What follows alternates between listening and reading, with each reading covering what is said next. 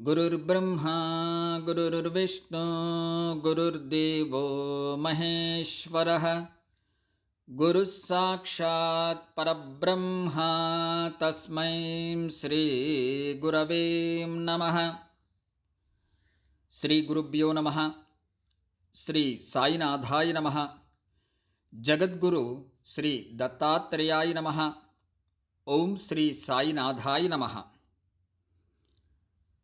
శ్రీ సాయి సచ్చరిత్రము 16-17వ అధ్యాయములు. బ్రహ్మజ్ఞానము లేదా ఆత్మ సాక్షాత్కారమునకు యోగ్యత. బాబావారి వైశిష్ట్యము.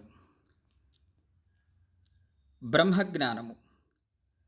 గత అధ్యాయములో చోల్కరు తన మ్రొక్కును ఎట్లు చెల్లించెనో బాబా దానిని ఎట్లు ఆమోదించెనో చెప్పితిని.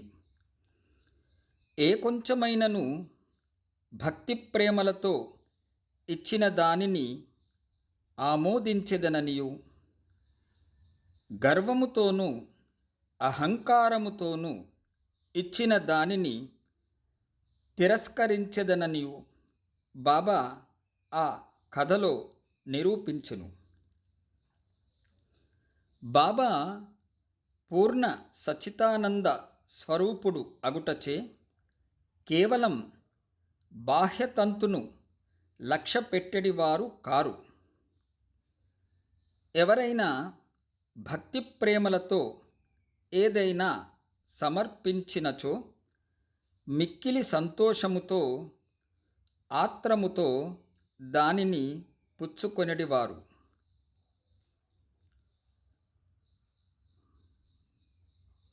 నిజముగా సద్గురు సాయి కంటే ఉదార స్వభావులు, దయార్ధ హృదయులు లేరు. కోరికలు నెరవేర్చు చింతామణి.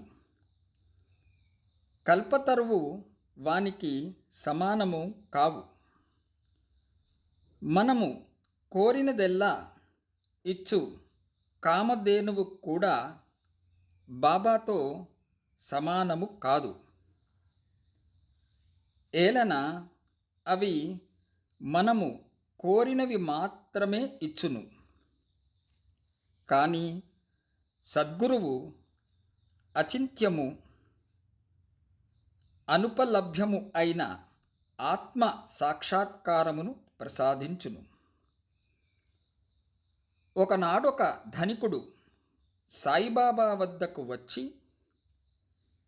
బ్రహ్మజ్ఞానమును ప్రసాదించుమని బతిమాలెను. ఆ కథ ఇచ్చట చెప్పుదును. సకల ఐశ్వర్యములు అనుభవించుచున్న ధనికుడు ఒకడుండెను.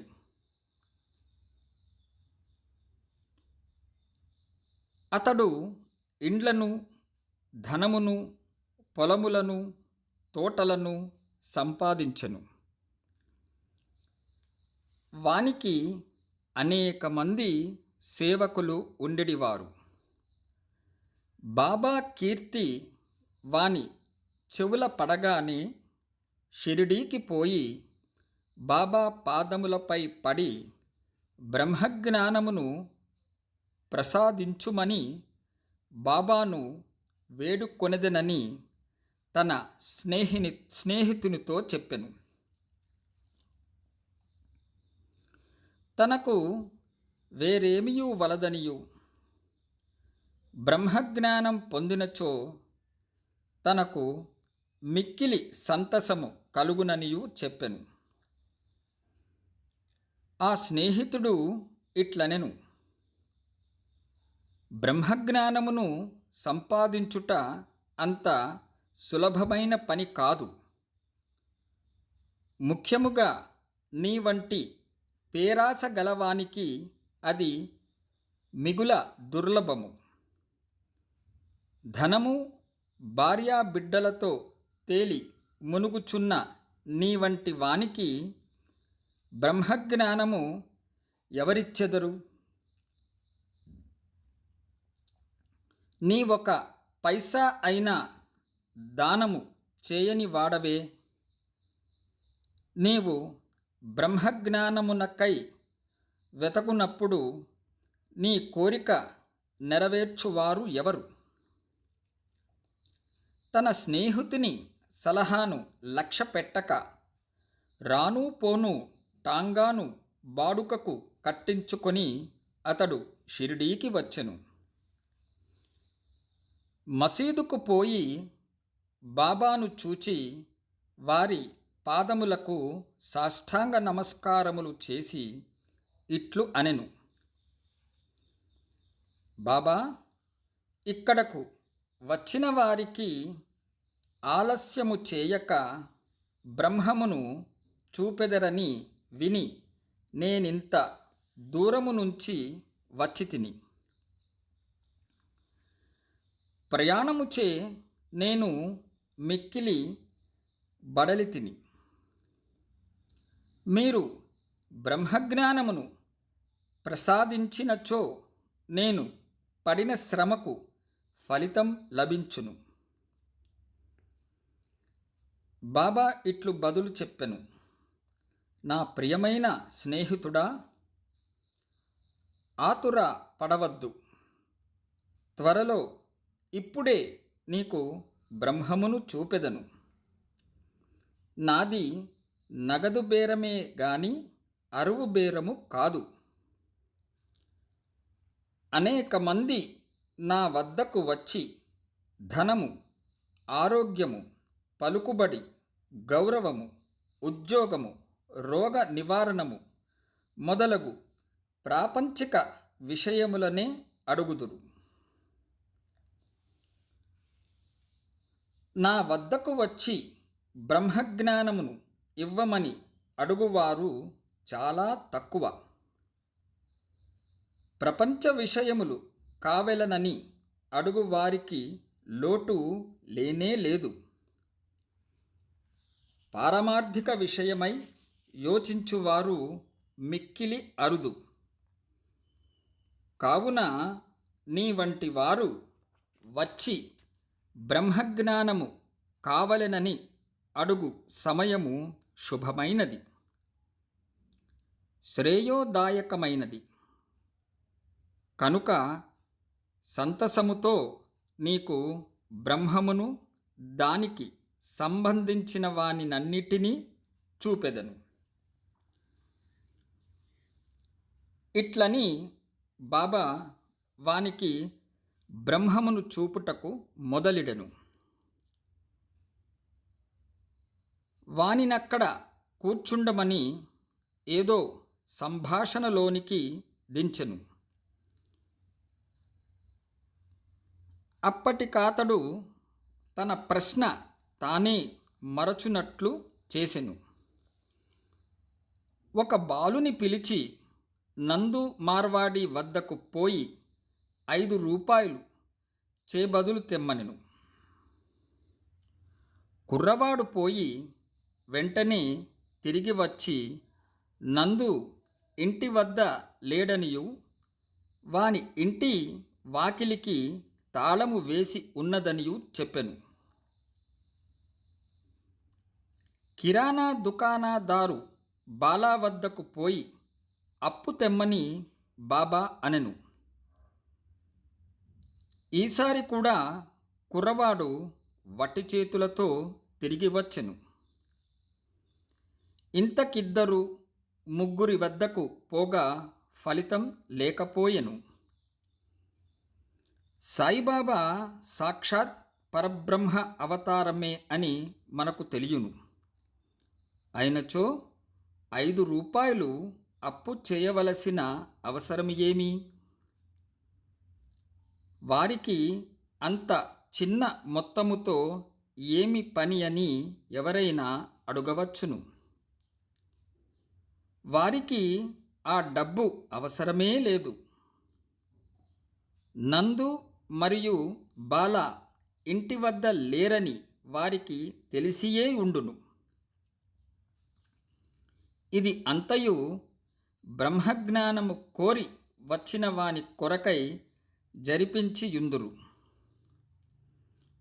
ఆ పెద్ద మనిషి వద్ద నోటుల కట్ట ఉండెను. అతనికి నిజముగా బాబా వద్ద నుంచి బ్రహ్మజ్ఞానము కావలసి ఉన్నచో బాబా అంత ప్రయాస పరుచున్నప్పుడు అతడు ఊరకనే కూర్చుండడు. బాబా ఆ పైకమును తిరిగి ఇచ్చి వేయునని కూడా వానికి తెలియను.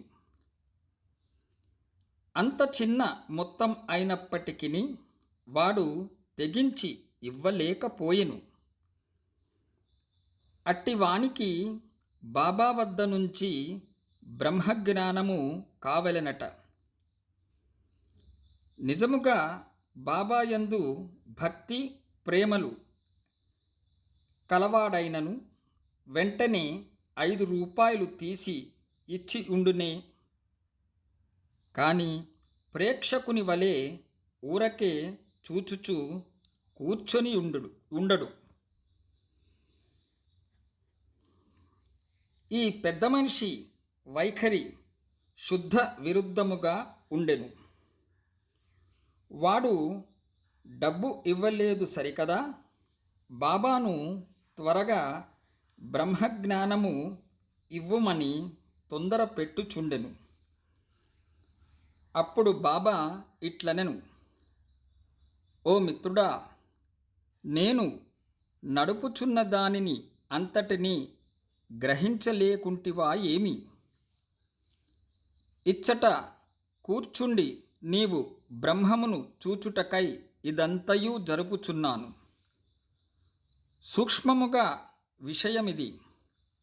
బ్రహ్మమును చూచుటకు 5 వస్తువులు సమర్పించవలెను. అవి ఏమనా పంచప్రాణములు, పంచేంద్రియములు, మనస్సు, బుద్ధి, అహంకారము. బ్రహ్మజ్ఞానము లేదా ఆత్మ సాక్షాత్కారమునకు పోవు దారి చాలా కఠినమైనది. అది కత్తి వాదర వలె మిక్కిలి పదునైనది. అట్లనుచు బాబా ఈ విషయమునకు సంబంధించిన సంగతులన్నీయూ చెప్పెను. వానిని క్లుప్తముగా ఈ దిగువ పొందుపరిచితిమి. బ్రహ్మజ్ఞానము లేదా ఆత్మ సాక్షాత్కారమునకు యోగ్యత. అందరూ తమ జీవితములో బ్రహ్మమును చూడలేరు. దానికి కొంత యోగ్యత అవసరము. 1. ముముక్షుత లేదా స్వేచ్ఛ నందుటకు తీవ్రమైన కోరిక.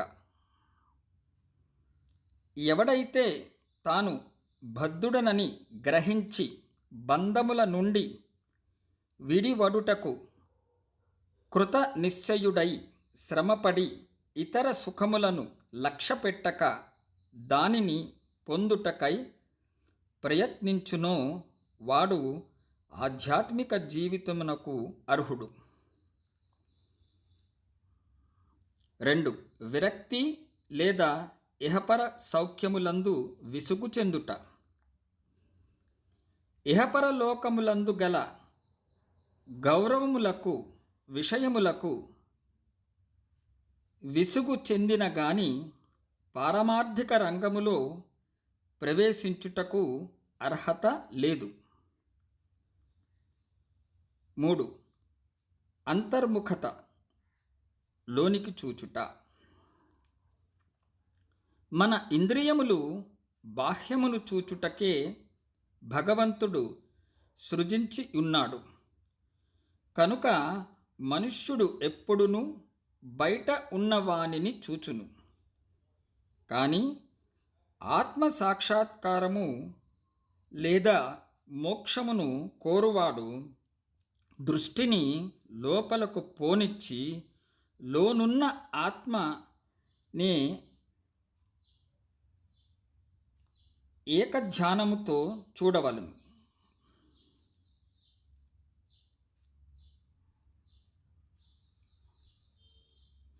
4. పాప విమోచన పొందుట. మనుష్యుడు దుర్మార్గ మార్గము నుండి బుద్ధిని మరల్చినప్పుడు, తప్పులు చేయుట మాననప్పుడు, మనస్సు చలింపకుండా నిలబెట్టలేనప్పుడు, జ్ఞానము ద్వారా కూడా ఆత్మ సాక్షాత్కారమును పొందలేడు.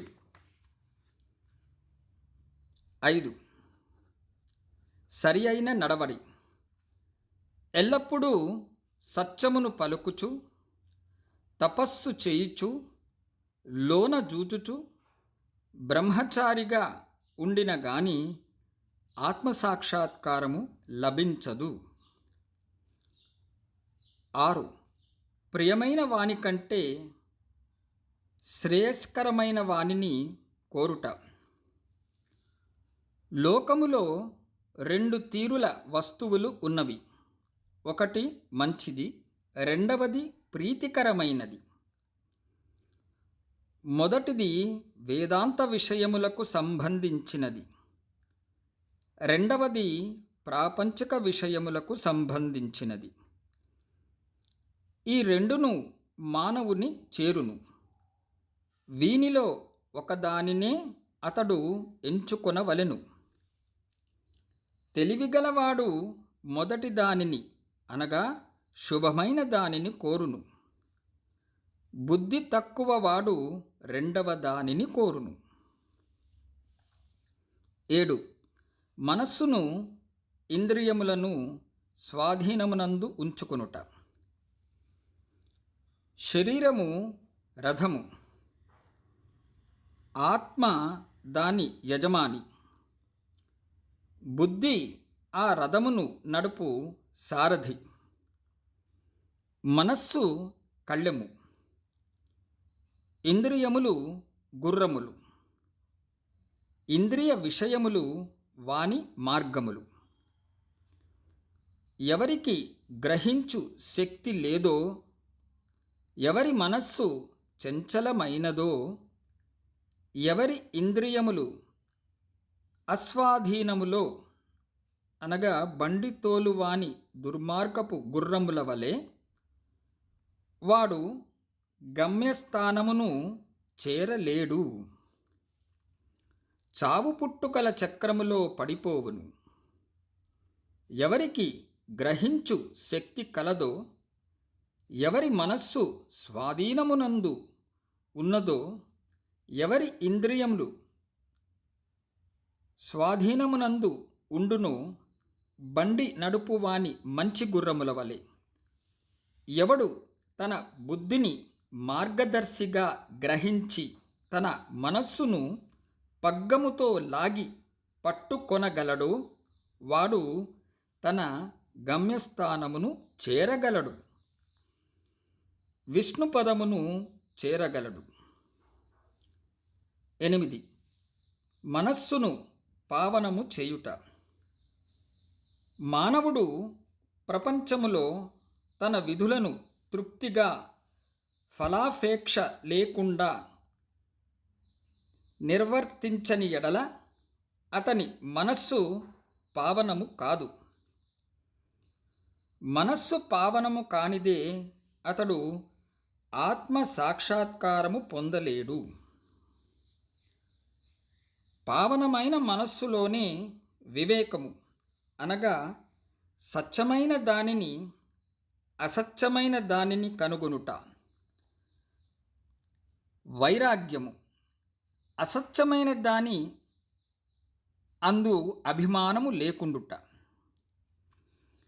మొలకలెత్తి క్రమముగా ఆత్మ సాక్షాత్కారమునకు దారి తీయును. అహంకారము రాలిపోనిదే, లోభము నశించనిదే, మనస్సు కోరికలను విడిచిపెట్టనిదే ఆత్మసాక్షాత్కారమునకు అవకాశము లేదు. దేహమే నేను అనుకొనుట గొప్ప భ్రమ. ఈ అభిప్రాయమునందు అభిమానము ఉండుటయే బంధమునకు కారణం. నీవాత్మా సాక్షాత్కారమును కాక్షించినచో ఈ అభిమానమును విడువవలెను. 9. గురువు యొక్క ఆవశ్యకత. ఆత్మజ్ఞానము మిక్కిలి సూక్ష్మము, గూఢమైనది. ఎవరైనను తమ స్వశక్తిచే దానిని పొందుట ఆశించలేరు. కనుక ఆత్మ సాక్షాత్కారము పొందిన ఇంకొకరి గురువు సహాయము మిక్కిలి అవసరము. గొప్ప కృషి చేసి శ్రమించి ఇతరులు ఇవ్వలేని దానిని అతి సులభముగా గురువు నుండి పొందవచ్చును. వారు ఆ మార్గమందు నడిచియున్నవారు కావున శిష్యునిని సులభముగా ఆధ్యాత్మిక ప్రగతిలో క్రమముగా ఒక మెట్టు మీద నుంచి ఇంకొక పై మెట్టునకు తీసుకొని పోగలరు. 10. భగవంతుని కటాక్షము. ఇది అన్నిటికంటే మిక్కిలి అవసరమైనది. భగవంతుడు తన కృపకు పాత్రులైన వారికి వివేకమును, వైరాగ్యమును కలుగచేసి సురక్షితముగా భవసాగరము నుండి తరింపచేయగలడు. వేదములు అభ్యసించుట వల్ల గాని, మేధాశక్తి వల్ల గాని, పుస్తక జ్ఞానము వల్ల గాని ఆత్మానుభూతి పొందలేరు. ఆత్మ ఎవరిని వరించునో వారే దానిని పొందగలరు. అట్టివారికే ఆత్మ తన స్వరూపమును తెలియచేయునని కఠోపనిషత్ చెప్పుచున్నది. ఈ ప్రసంగము ముగిసిన పిమ్మట బాబా ఆ పెద్ద మనుషుని వైపు తిరిగి, అయ్యా, నీ జోబులో బ్రహ్మము 50 10 రూపాయల నోట్ల రూపముతో, అనగా 250 ఉన్నది. దయచేసి దానిని బయటకు తీయుము అనెను. ఆ పెద్ద మనుష్యుడు తన జోబు నుంచి నోట్ల కట్టను బయటకు తీసెను. లెక్క పెట్టగా సరిగ్గా 25 10 రూపాయలు నోట్లుండెను. అందరూ మిక్కిలి ఆశ్చర్యపడిరి. బాబా సర్వజ్ఞతను చూచి వాని మనస్సు కరగెను. బాబా పాదములపై పడి వారి ఆశీర్వాదమునకై వేడెను. అప్పుడు బాబా ఇట్లనెను, నీ బ్రహ్మపు నోటుల కట్టలను చుట్టుపెట్టుము. నీ పేరాసను, లోభమును పూర్తిగా వదలనంత వరకు నీవు నిజమైన బ్రహ్మమును చూడలేవు. ఎవరి మనస్సు ధనమునందు, సంతానమునందు, ఐశ్వర్యమునందు లగ్నమై ఉన్నచో వాడు అభిమానమును పోగొట్టునంత వరకు బ్రహ్మము ఎట్లు పొందగలడు? అభిమానమనే భ్రమ ధనమందు తృష్ణ, దుఃఖమను సుడిగుండం వంటిది. అది అసూయ, అహంభావమను మొసళ్లతో నిండియున్నది. ఎవడు కోరికలు లేనివాడో వాడు మాత్రమే ఈ సుడిగుండమును దాటగలడు. పేరాసయు బ్రహ్మజ్ఞానమును ఉత్తర దక్షిణ ధ్రువముల వంటివి. అవి శాశ్వతముగా ఒకటికొకటి బద్ధ వైరము కలవి.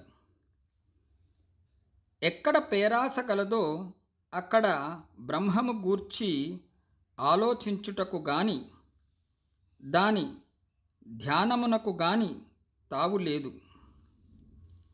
అట్లయినచో పేరాస గలవాడు విరక్తిని, మోక్షమును ఎట్లు సంపాదించగలడు? లోభికి భ్రాంతి గాని, సంతుష్టి గాని, దృఢ నిశ్చయము గాని ఉండవు.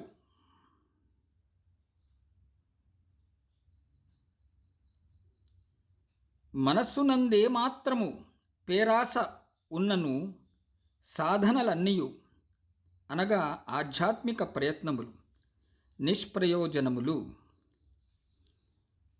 ఎవడు ఫలాపేక్ష రహితుడు కాడో, ఎవడు ఫలాపేక్ష కాంక్షను విడువడో, ఎవరికి వాని యందు విరక్తి లేదో అట్టివాడు గొప్ప చదువరి అయినప్పటికీ వాని జ్ఞానము ఎందుకు పనికిరానిది. ఆత్మసాక్షాత్కారం పొందుటకిది వానికి సహాయపడదు.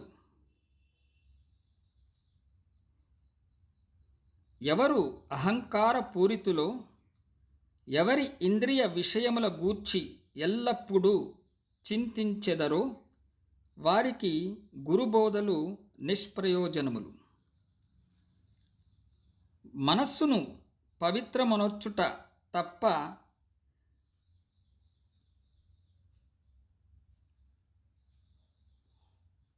తప్పనిసరి అవసరము. అది లేనిచో మన ఆధ్యాత్మిక ప్రయత్నములన్నీయు ఆడంబరము, డాంబికము కొరకు చేసినట్లు అగును.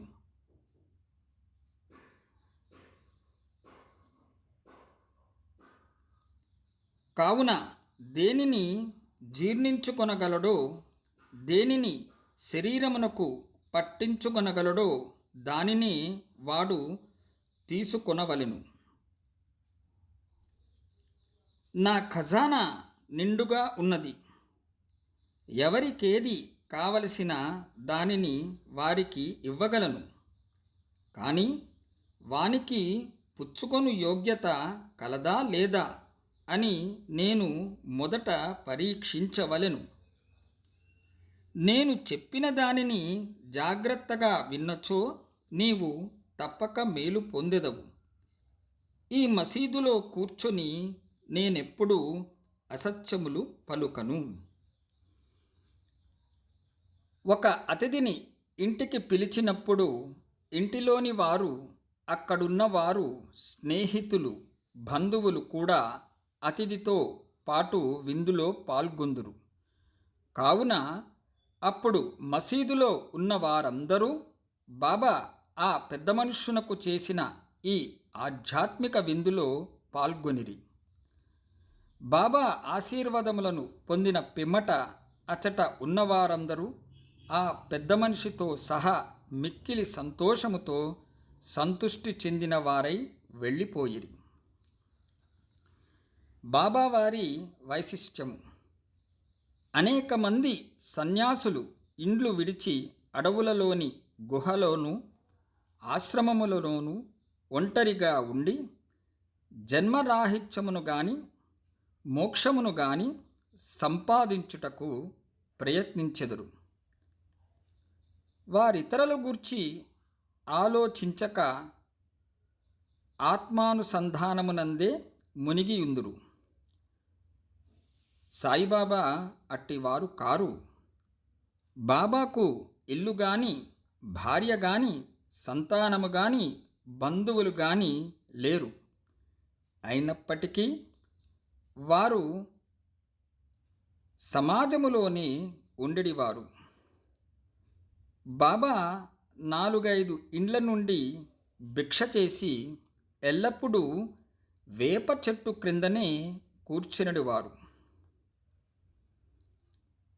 లౌకిక విషయములందు మగ్నులైన జనులకు ఈ ప్రపంచములో ఎట్లు ప్రవర్తించవలయనో బోధించెడివారు. ఆత్మసాక్షాత్కారం పొందిన పిమ్మట కూడా ప్రజల క్షేమమునకై పాటుపడు సాధువులు, యోగులు మిక్కిలి అరుదు. అట్టివారిలో శ్రీ సాయిబాబా ప్రథమ గణ్యులు. కనుక హేమాడ్ పంత్ ఇట్లు చెప్పెను: ఏ దేశమునందు సాయిబాబా అను ఈ అపూర్వము అమూల్యమైన పవిత్ర రత్నము పుట్టినదో ఆ దేశము ధన్యము. ఏ కుటుంబములో వీరు పుట్టిరో అదియు ధన్యము.